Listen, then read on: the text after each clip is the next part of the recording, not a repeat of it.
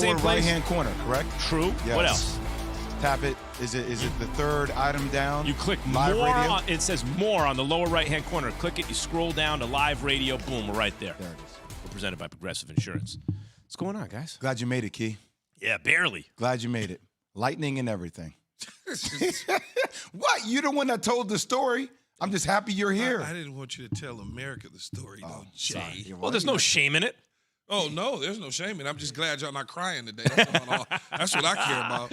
Long travel day, man. I'm working on two and a hook. Ooh, 2 and a hook. 2 and a hook. Jay, that means, I know he's more familiar with gambling than you are. yes. It means half. Yes. Yeah. Yeah, I'm working on about 2.5 hours of You sleep. take the over/under. on Now, that. by the way, now the research is going to say Jay needs to learn more gambling.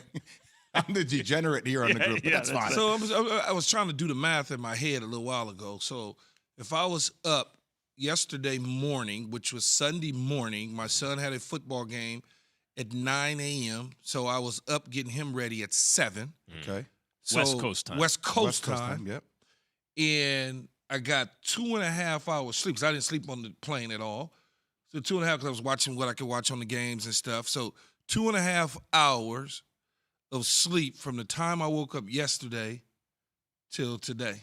So 10 a.m. East Coast until so you got 2.5 hours and 20 hours. 21, That it's not 21 enough. and a hook hours. But you know what it is in our not culture? enough. In our culture, it's like everyone's not I'm supposed good, to though, I'm sleep. ready There's to all this go. pressure. I only got 4 hours, and everyone's like, "Oh, that's plenty of sleep." No, it's not, No, it's man. not. It's not enough. 2.5 is not enough. No, but I'm good though. I'm good. I'm ready to rock. I'm ready to talk Denver Broncos.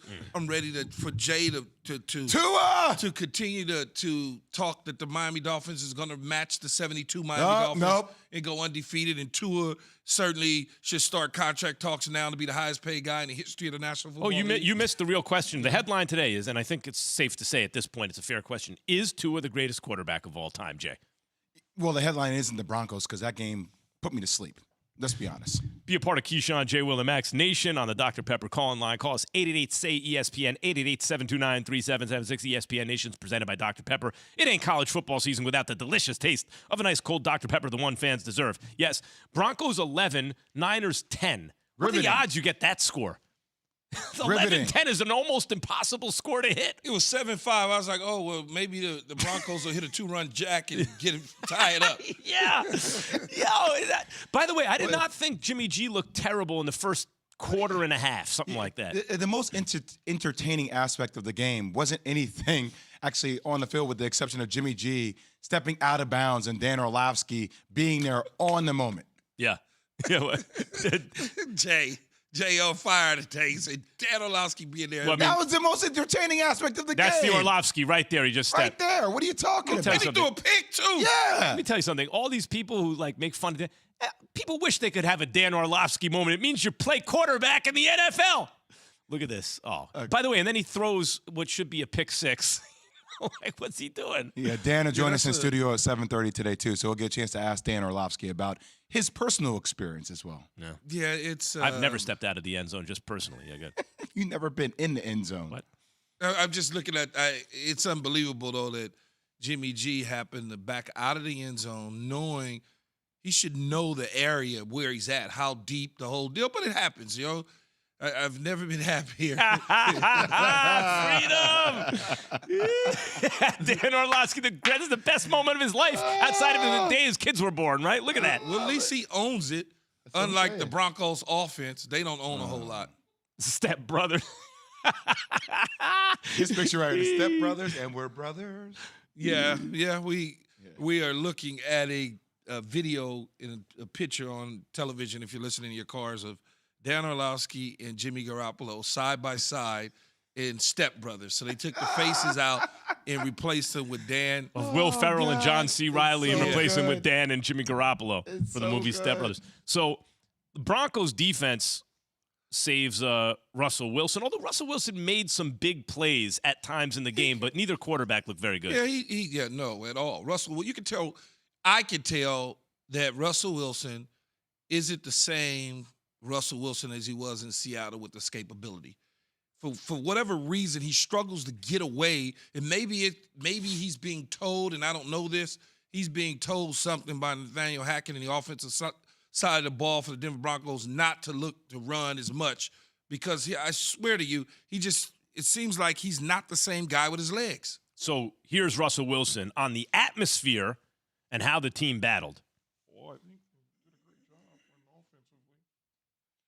Well, you know, our offense really, we did a great job, and I think that we, we certainly got a lot to work on, and we're God save the Queen. Oh my good!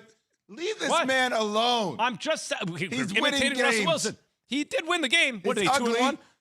It's ugly. All right, here's Russell Wilson. This atmosphere felt like a playoff atmosphere. And that's what we need. That's what it means a lot to us as players, to obviously go up against a great team like that. We're still all learning each other. There's a whole new system and everything else. Everybody's coming together, but there's so much greatness in store, and I can't wait for it. But just watching our defense battle, just against a really good offense, and then giving us a chance, and everybody just believed in each other. That's what football is all about, you know, and it's about getting another win in that win column, and we were able to do that. I think you often understand, too, why Aaron Rodgers was probably so enamored with Denver. It's because of that defense, right? The defense, 3 turnovers. The safety, obviously, put points on the board. That's how they won the game. But at the end of the day, Nathaniel Hackett bringing on Jerry Rosenberg, a guy who's been associate head coach. He's been with 3 different franchises.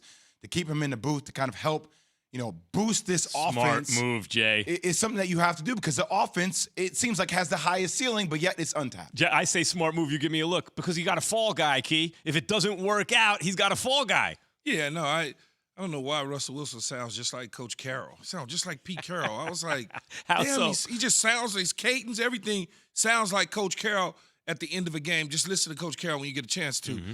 I think, though, look, the offense, Courtland Sutton and Russell Wilson certainly have a chemistry together. They figured out in a short period of time how to work together, and Russell knows how to get him the football. But the rest of the offense is just for Nathaniel Hackett to be getting a job as a wizard, play caller, offensive coordinator. It sure is different when you have a guy like Aaron Rodgers that's your player.